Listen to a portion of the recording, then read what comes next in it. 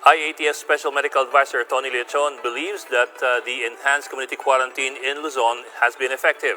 However, in an interview with One News's Agenda, Lechon says that the DOH must first record all outpatient cases of COVID-19 in the country to get a clearer picture of how we are faring in the battle against the SARS-like disease. We have a lower recovery rate, though the picture that we see in the Department of Health, because these are absolute numbers, when you compare with the rest of the world, we're actually lower than the rest of the world because we were surprised and, of course, overwhelmed. And the Department of Health has opted to monitor only the cases in the hospital because, in reality, Sito, we also monitor those cases in the outpatient and as whether they improve or not.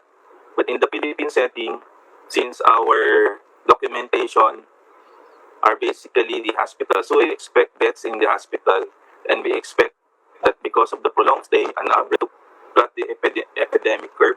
And I think New York right now is plateauing, going down. And I think we need to see the figure, the epi curve.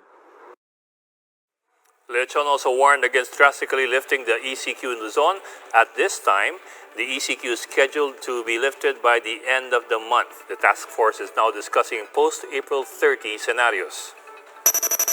There's a tight balance between health and economy.